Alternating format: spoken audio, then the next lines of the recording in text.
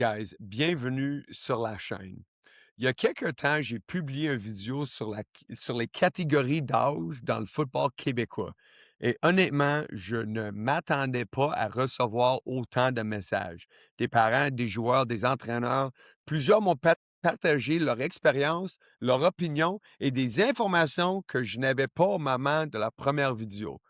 Alors aujourd'hui, je voulais revenir sur le sujet avec une nouvelle perspective, de nouvelles données et quelques réflexions supplémentaires parce que c'est une discussion importante pour l'avenir de notre football ici à Québec. Guys, let's go. Oh, il y avait une grosse affaire. Tout ça a commencé avec les changements de règles dans l'NCAA. L'NCAA a changé les règles qu'il y avait pour les jeunes comme éligibilité 5 ans pour jouer 5 ans, et essentiellement comme ça commence à 19 ans ou l'année après ton 10e anniversaire.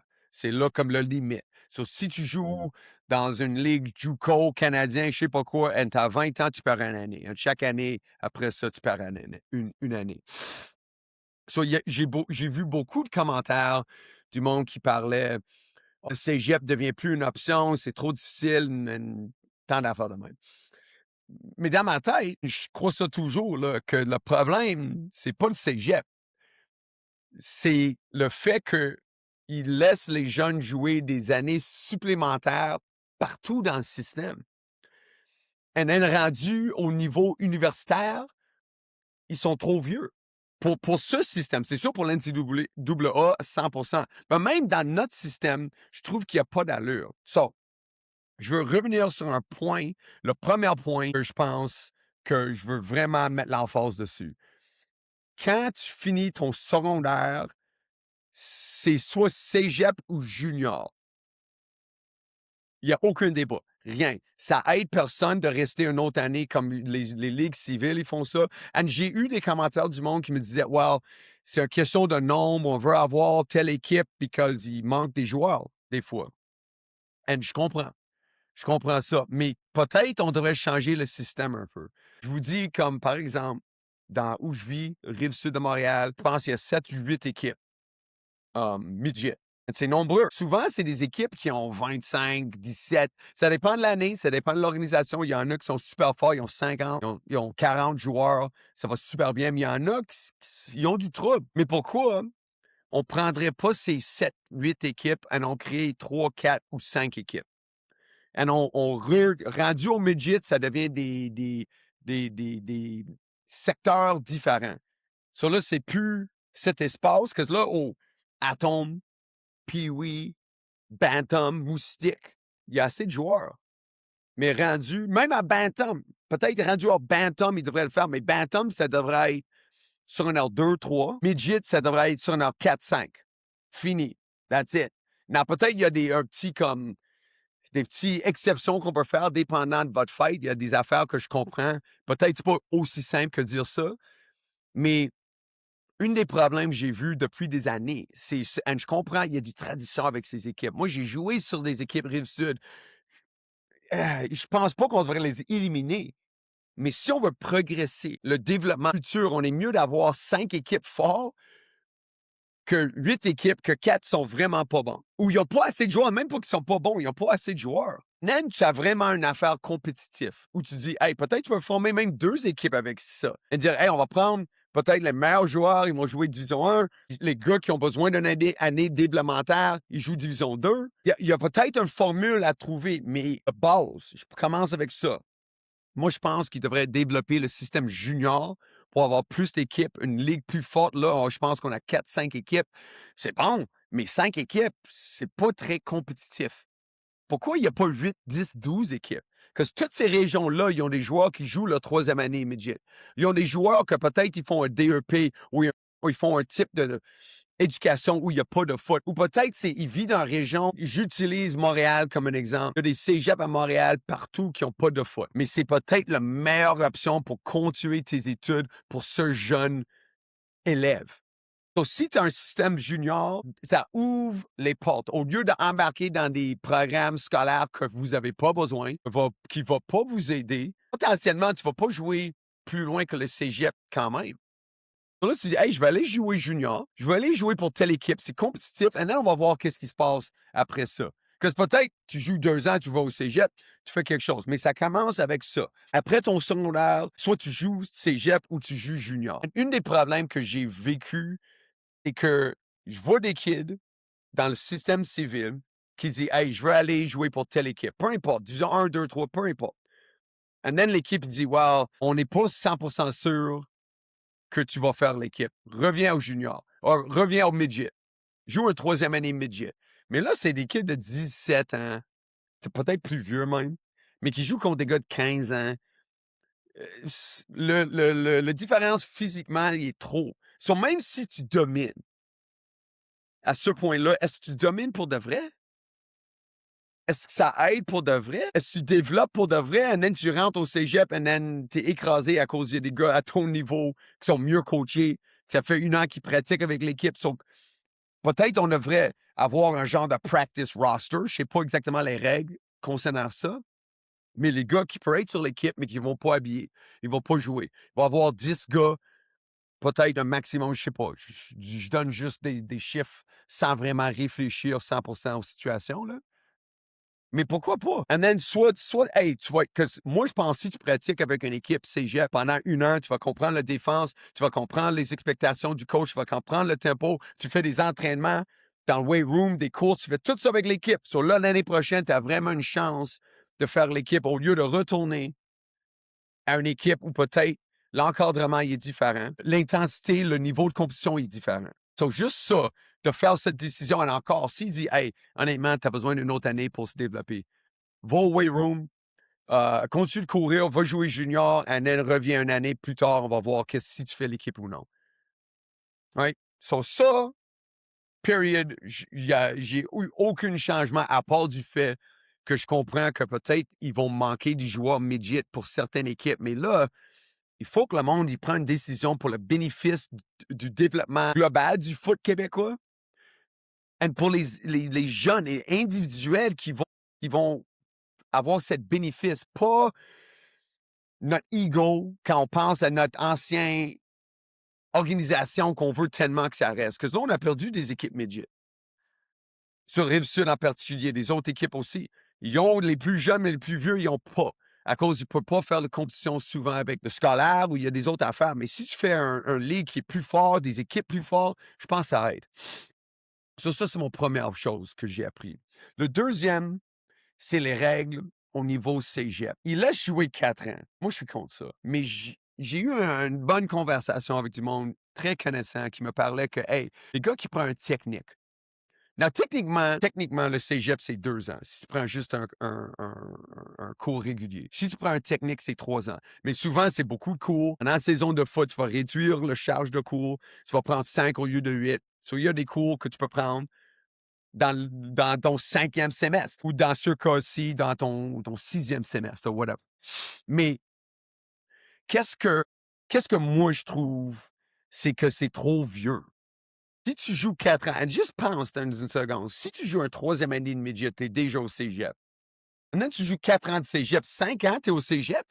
Comment ça avance notre société, juste en général? Juste pour dire, si on commence à dire que c'est correct de faire 5 ans pour un programme que techniquement, il aurait dû être 2 ou 3 ans, ça devient long. On est juste pris comme no man's land. On ne progresse pas.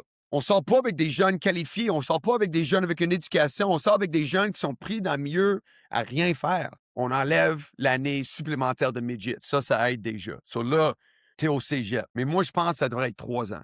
Peu importe. Je comprends que si tu prends un technique, peut-être que tu as besoin d'un 4e année. Mais moi, si tu changes les règles, encore ça, c'est avec une réflexion assez rapide, sans comprendre tout. Je dis ça juste en opinion, juste une suggestion même. De dire, hey, pourquoi les cégeps, ils n'ont pas un plan pour ces gars-là, pour dire, ouais, listen, il y a 3 ans à jouer, honnêtement, ça va prendre 4 ans, mais au lieu de prendre le semestre d'extra, le 4e année, 4e saison, on va prendre des cours d'été. On va faire 2 cours d'été chaque été pendant tes 3 ans. Pour que là, tu termines ton technique, tu as tout ce que tu as besoin, et si tu décides de continuer à l'université, tu vas être éligible, tu ne vas pas perdre des années. Rien d'autre. Que si tu joues 4 ans, tu peux jouer 4 ans, mais là, tu perds une année U-Sports. C'est ça que je comprenais pas avant. Oh, je n'étais pas sûr, mais quelqu'un m'a confirmé ça. Tu joues 4 ans, tu perds une année U-Sports. Mais comment ça aide? J'ai eu des commentaires, j'ai vu du monde qui disait il y avait des gars, il fallait qu'ils attendent pour leur 4e année pour sortir à cause ils jouaient derrière des gars forts, il y avait 16 situations qui s'est produites. Mais encore une fois, 4e année de cégep, t'as quoi, 20, 21? Tu joues contre des gars de 17 ans? Est-ce que tu domines pour de vrai? Ou est-ce que c'est juste physiquement, ça fait 4 ans que tu t'entraînes, 4 ans que tu es dans cette structure? Je suis pas surpris que tu vas dominer. Contre un kid qui sort de l'école secondaire. Même les meilleures écoles secondaires avec les meilleurs programmes, le meilleur encadrement, ça fait 4 ans que tu joues au cégep. J'ai l'impression que tu vas dominer un kid que c'est son première année. Donc, si tu fais un règle, tu dis, hey, 3 ans. Même si jamais ça ne fonctionne pas en termes des cours, tu vas jouer une année junior. Même tu vas aller à l'université quand même. Ça t'enlève pas cette option. Ça te donne la même option. Mais moi, je pense, si tu dis 3 ans, ça va changer le recrutement du cégep. Parce que même quand j'ai entendu l'histoire du jeune, j'en ai entendu plusieurs histoires de même, des jeunes qui ont besoin de cette 4e année à cause, pour une raison ou une autre, les 3 premiers, pas eu de chance de jouer beaucoup. Mais si tu penses de même, tu dis, hey, j'ai 3 ans à jouer, ça se peut que tu changes d'école. Ça se peut que tu prends une décision différente au départ. Tu dis, hey, j'aurais pu jouer, je donne un exemple, un gros équipe Division 1, mais là, probablement, je joue pas pour au moins 2 ans. J'ai besoin de me développer. Je vais aller jouer pour une équipe Division 2 que je peux être partant immédiatement.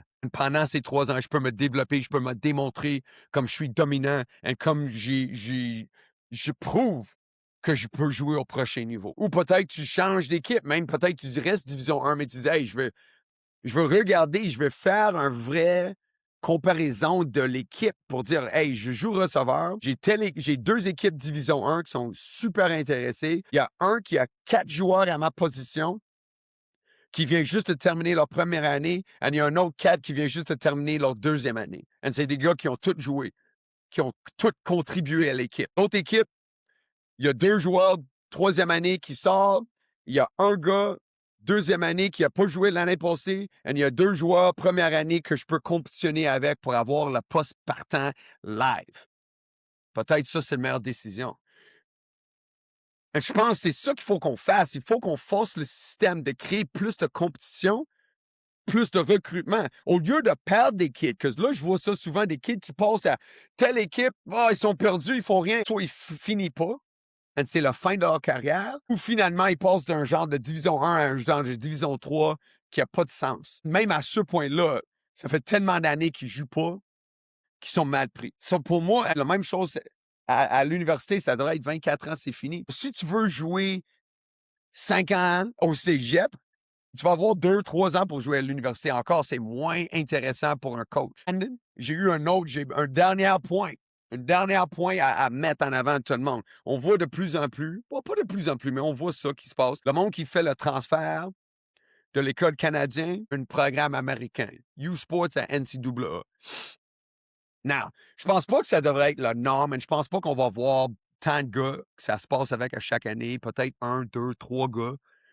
Parce qu'il faut être vraiment élite, il faut vraiment être une des meilleures, des meilleures, des meilleures. Il faut montrer tes talents, il faut vraiment être capable de jouer. Au NCAA, c'est sûr, c'est le football différent canadien-américain. Il y a plusieurs facteurs à considérer. Mais, moi, je pense que si tu dis, après secondaire, c'est cégep. Cégep, vous avez 3 ans. U-Sport, vous avez jusqu'à 24 ans. Mais encore 5 pour jouer 5, par exemple. Et ils disent, nous autres, on peut te dire, hey, si tu viens ici, on va te développer.